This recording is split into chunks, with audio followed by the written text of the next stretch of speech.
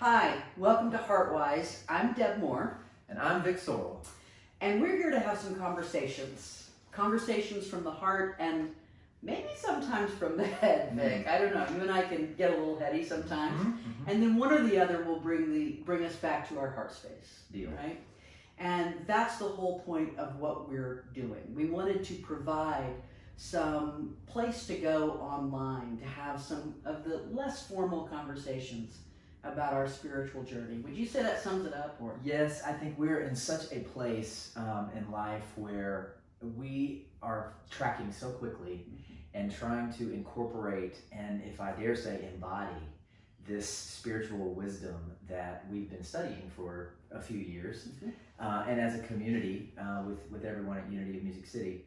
But I think a lot of times when you can take it to just the day-to-day living and the practicality of the teaching, it helps so much to speed up that embodiment process where your inclination becomes going to the teaching before you go to the voice of the world. Yes, absolutely. And you know, it's also been important for the two of us as we've had conversations to be able to open it up to others, certainly the community at Unity of Music City, which is our spiritual community, and others out in the world to have a kind of less formal conversation. So we're just getting started. This is the first of what we hope are many. So the first thing we have to do is Deb has to get rid of her announcer voice, right? Get rid of the preacher voice and just have a conversation where we're truly just opening our hearts and sharing with each other. So one of the first things we did was we came up with a mission statement. Did that make you laugh? Well, it reminds me how I always have an Oprah story. Yes. So she says that she emulated Barbara Walters until one day on the news she called Canada Canada. And then she said, after I called Canada Canada, I pretty much figured it's fair it's game. over. Whatever. It's me from here out. I'm no longer trying to posture. Right. And so right. Just Exactly. think about that. Exactly. No more Canada. No more Canada. Oh, yes, that's true. Nada Canada. Not a Canada. Okay. Well, so as you can see, we're going to try to make this as organic as possible. And sometimes we may stumble and we may tumble, but we're always going to be in the flow as best we can be. One of the first things we wanted to talk about was the name, HeartWise, and the mission that we have for what this is going to be. So you came up with the name. I loved it. I had tried 700 different things and nothing clicked. And then Vic texted me this name and it was right there. How'd that happen? So I think that the truth is spirituality and what we work to learn is all about living with an open heart. And it's all about remembering and returning to that innate wisdom that I believe lives in our heart space and is always available. What is it, 18 inches? The 18-inch drop? That's right. And so that was the natural inclination, was to say, what we want to talk about is remembering our hearts. Dionne Warwick had a song called Remember Your Heart. Yeah. I'm a squirrel person.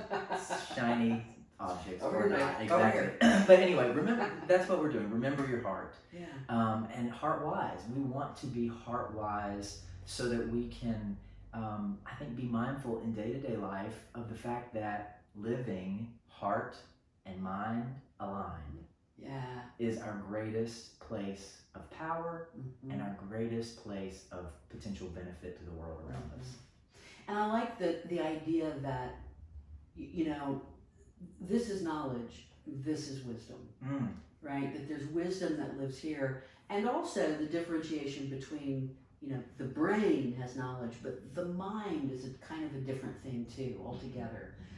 More holistic, I think, in terms of, you know, where our wisdom comes from. And when you were saying that, it reminded me, this is knowledge, this is wisdom, the intersection is power. Oof. Because, Preach. okay, so when we are living disconnected, when our heart and our mind are not congruent, are not in alignment, are not at peace with one another, then we are completely disempowered, and we are so vulnerable to any possible addiction, you know, any number of things that can get in the way as the result of our lack of clarity and harmony internally. And it would seem like at this time in the world is a perfect time, you know, it's kind of like, to paraphrase a well-known statement, align or get off the pot, right? It's kind of like, it is time to line up. If you've had that intention, if you've ever heard about it, if you understand that concept at all, this is a good time for alignment to happen. I think it's very easy to look at the state of the world and to say, "Ooh, they need to align." You know, that person needs. Oh, We got some alignment problems over Do you there. even own a candle? So, but the truth is, it's me always. Yeah. It's me, Yeah. and everything I see in the world is only my potential coming up for me to be reminded of or to heal. You know, so that I can do the only thing I can do, and that is align within myself. Align within myself. Align within myself. So that's what this conversation is about. Yeah. Looking out into the world, seeing all the crazy, but remembering it's about coming back to the heart for ourselves, because this is the only consciousness we can control, or we can I wouldn't say manipulate, but you know, that's the reality. We can inspire, but first we have to be centered within ourselves. Right. So There's no crazy in the world, Vic. What are you talking about? What are you looking at? Well, what news are you watching? Fox. Mostly. No, I'm kidding. Yeah. Well, I don't watch much. so you know what? When you talk about alignment, that's a great little segue for us to look at. We've talked a lot about mission. A couple of weeks ago, I did a talk at Unity about mission statements and getting really clear about who we are and why we exist, right? Why we're here doing the work that we do. And so we started working on a mission statement for this series of discussions. And we came up with one together. Do we want to share that, or do we want to share our own first? Let's share our own. Okay. Because it's very interesting how this happened very organically in the parking lot of a Mexican restaurant. Right. Like most things in life do. Absolutely. The most beautiful things in life. And so all good things. as it turns out, we have this idea, and let's do Yeah. this together, and then we look at our mutual personal mission statements. Exactly. And yours is? So my mission statement has been for a couple of years to teach what I know, to learn what I don't, and to convert all of it to heart wisdom every chance I get. I left that little kind of out for myself there, because sometimes I have to get in a real heady space, you know, paying bills, that kind of stuff. And sometimes I don't even know that I want that kind of knowledge gunking up my heart space. So I give my brain the credit of, this is your job to go over here and handle this. But most of the time, I would say 95% of life is about, for me, converting it to, what does this mean? What is this message? What's my spiritual nugget here, if you will? So what is happening for me? Exactly. Yeah, through Exactly. this. No Exactly. question. And so, and my mission statement has been for several years just to simply share what I've learned that has made my life better. And that basically means I'm on this continual, committed trajectory of learning. And as I learn, as Maya Angelou said, when we learn, we teach. We should teach. So that's my commitment, is that as I learn and I experience that enhancement, I am willing and committed to teach.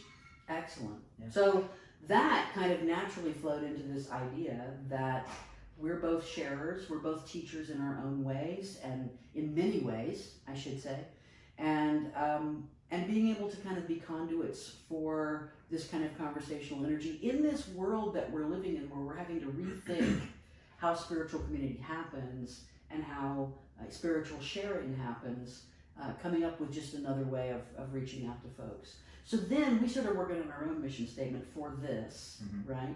And we ended up with, after a couple of, it's kind of simple. And I like simple. You know, my favorite mission statement is from TED Talks.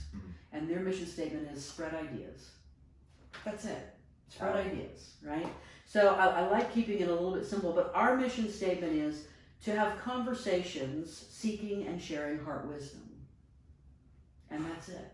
Just to hold the conversation. Maybe create the space and see what happens in it. Right? that's where we are. That's You know, I mean, that's the beauty of, I think, any kind of spiritual practice is you're always creating the container and being available to what comes up. Yeah, exactly. In day-to-day life, whether you Exactly. need to or you don't. Exactly. When we gather, you know, if we gather in a certain place at a certain time of the week, that's what we're doing. Mm-hmm. Holding space in a container and allowing that experience to even happen. Mm-hmm. I think that's a lot of what our world is missing, is so much motion and so little time made, set aside, where it's just we're available to whatever may happen. Whatever happens. So as we begin to create that space, maybe it would help folks to get a little sense of who we are too. So what about your spiritual influences? Who influenced you along the way? So consciously, I always say my spiritual path happened. It sort of began. I mean, we know now that we're always on the spiritual path. Mm-hmm. But my conscious journey began when I was about 17 years old. I was a senior in high school. I was having a horrible time because I grew up where football was king and I was a queen, and it was hard. That's tough. And the boys knew that I was different, and I knew I was different, and I didn't want to be honest about it, and I was scared to be honest about it.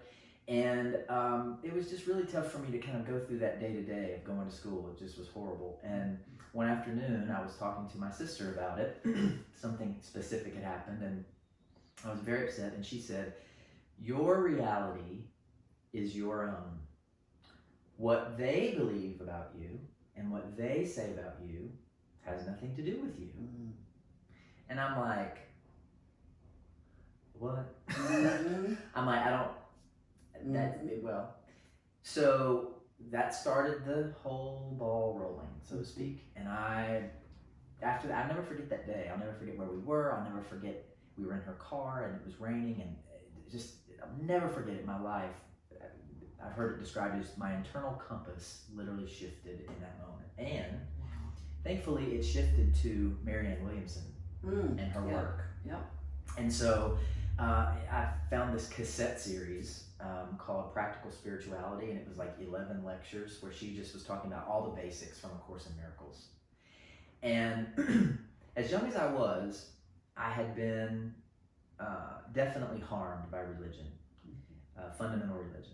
Specifically Southern Baptist religion. And when I started hearing these concepts that she was speaking about in her lectures, I literally think my chakras were opening, because what I just felt this enormous expansion, this enormous power and strength and possibility and love and vitality, and I've always remembered that, and so I know the possibility of that, and I try to follow that.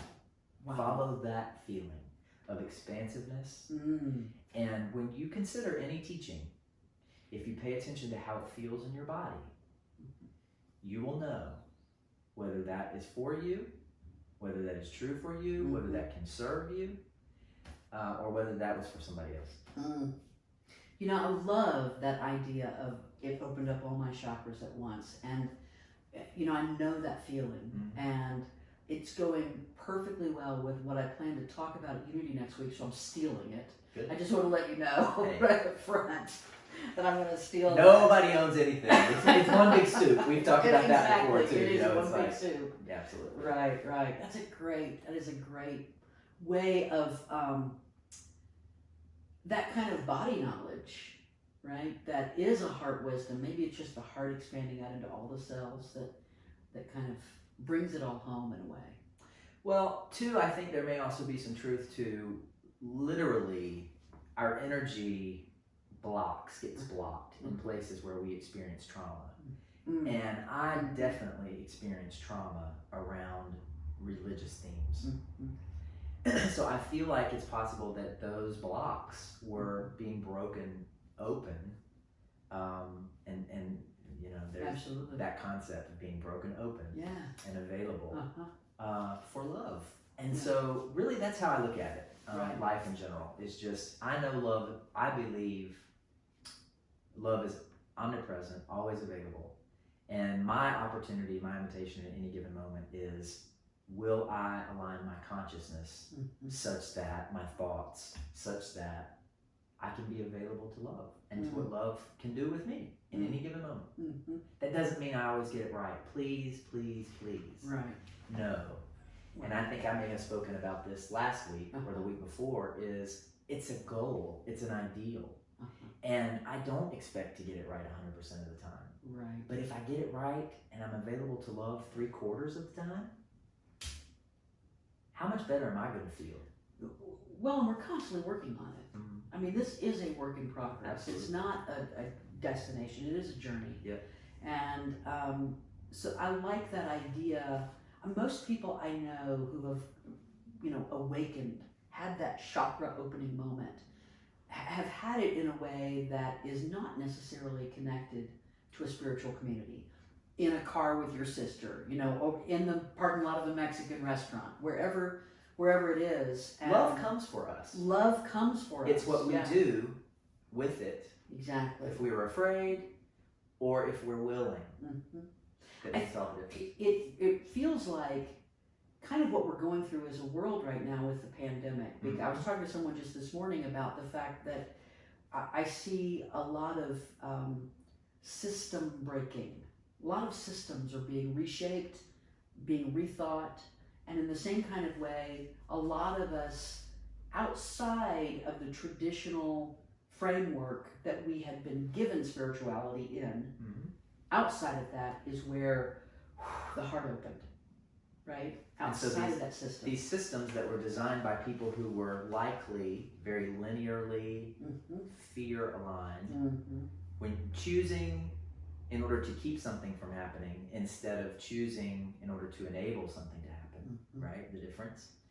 So it makes sense that now those systems are literally falling away because our consciousness is opening to another way of life, and another way of being. So the system can't hold. We are the system. Right. We are the system. Right.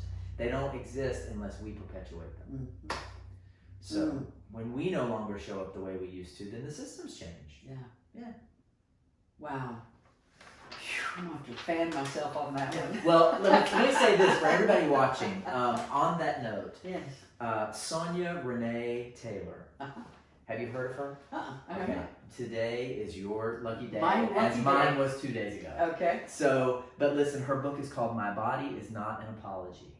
Ooh. And as she speaks about her wisdom with regard to what I believe began as her body journey in a black body as a black woman, she was able to realize all these direct parallels to the way that our systems and structures show up, and how what I just said, we are those systems and structures. And so when we change, she introduces in the book a concept of radical self-love. Wow. Radical self-love. And how we have this opportunity through radical self-love to not only shift our own lives, but to shift the systems and the structures of the world that create so much pain and suffering for so many. So highly recommend this. I'm going this to go thought leader. Amazon and I are on it as soon as this is done. Yep. Just so those are my two. How about you? Yes, I was thinking about this, and it's tempting to name some of the spiritual leaders that have been that have had an impact on me in some kind of way. Muji's been important to me.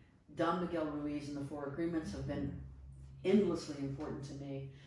But I think overall, for me, as an English professor in my real life, literature is probably the single most important spiritual influence. And when I think back to, especially poets, Wordsworth and Whitman and Dickinson and all those folks, when I was in grad school, I had a Victorian poetry professor who opened my eyes to the fact that before psychology existed, which as a field of study, which was about 1900 when Sigmund Freud published The Interpretation of Dreams, before that, poets were the psychologists.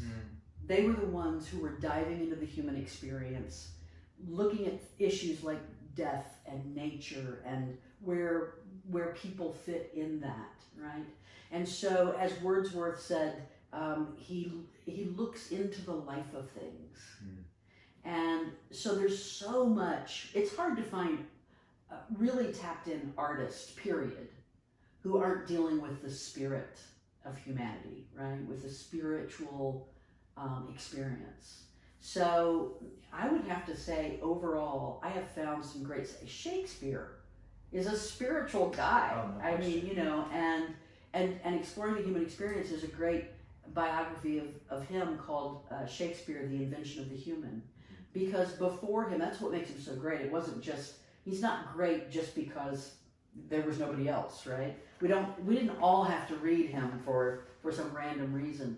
He was great because before him, there was the black and the white, the good guy, the bad guy, the white hat, you know, all that kind of stuff. And there were no shades of gray.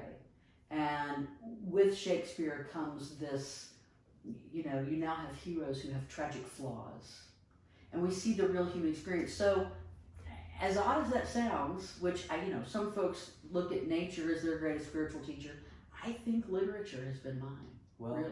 And to me, it makes perfect sense because I think that a unity teaching, any type of spiritual new thought, so to speak, teaching, teaches that God is everywhere. Everywhere. Because God That's simply right. is.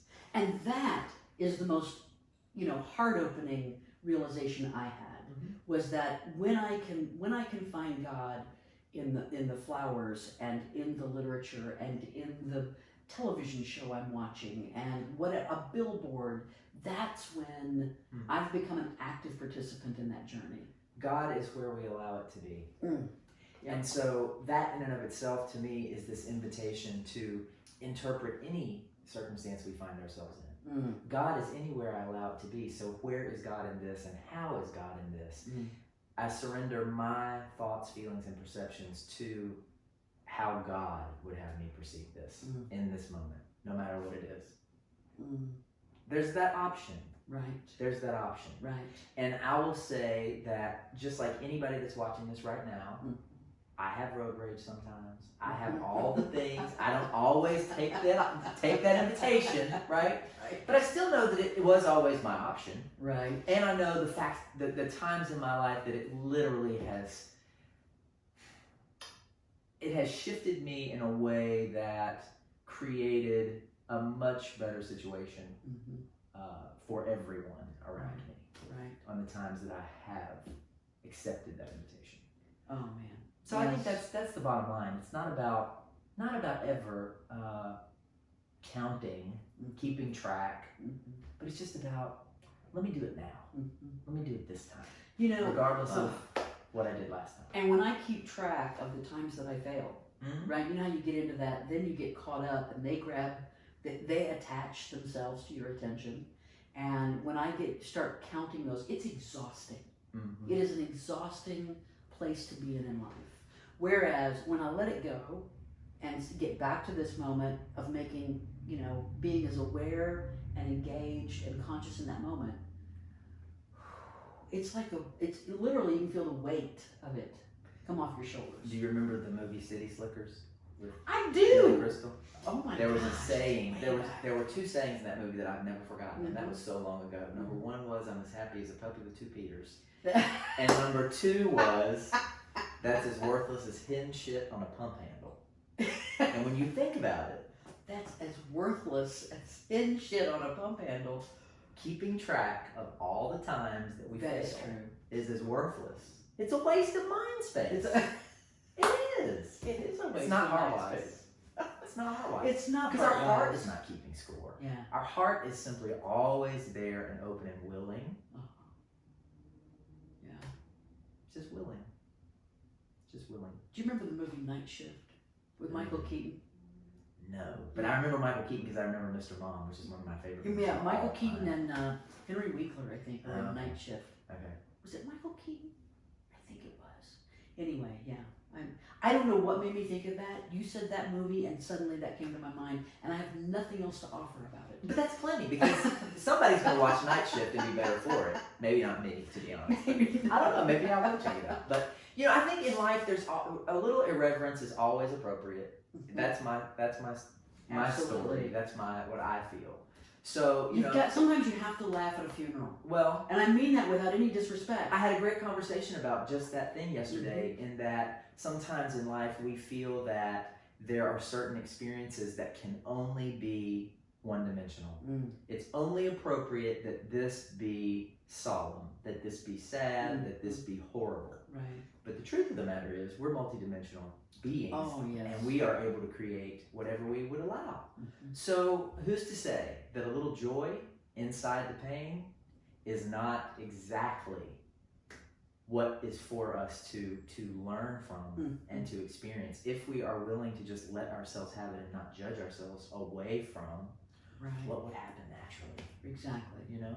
So, and man, if we can't be real, we can't be. And that's just the bottom line. That's going to be the tagline for this whole series of conversations. If we can't be real, what'd you just say? If we can't be real, we can't be. There you go. There you go. And so I think a perfect way to wrap this. Yeah. Because I think we're both here, as anybody who may be watching this is as well, as the result of Denise Jurgen. Absolutely. And her teaching.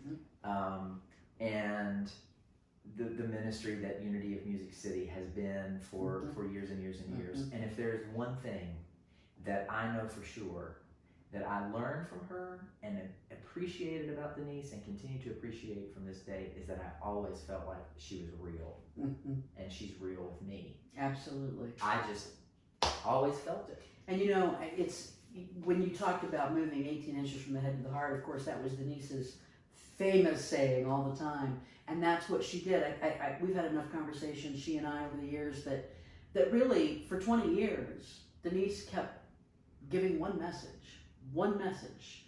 Move it to your heart. Move it through your heart. You know, take it from the heart. That's it. Learn how to be HeartWise. And so, yeah, you're exactly right. You know, Reverend Dee's got her stamp on a lot of us, I think. Thankfully. Who knows? Maybe one day she'll be a member of our conversation. And if she ever is, she will be entering through door number 1. Through that door. Which I don't know if any of you all have noticed that the doorknob is right behind. Anyway, it's driving me nuts a little bit, because that's who I am and how I'm wired. But anyway, just so you know, we have door number 1 behind us, and maybe from time to time we'll have a guest or two. Maybe we enter will. from door number 1. Wouldn't that be fantastic? I love it. Where are they going to sit? On your lap? Oh, well, we'll figure it out. We'll pull up a chair in the middle or something. They can sit on my lap. That'll be awesome. Depending on who they are. Well, thanks everybody for hanging out with us for a little while. We want to keep these short for the most part, and we look forward to seeing you again soon. Yes, thank you again, and have a wonderful week, and we'll see you next time on HeartWise. Sayonara, Figaro. Oh. Note to self.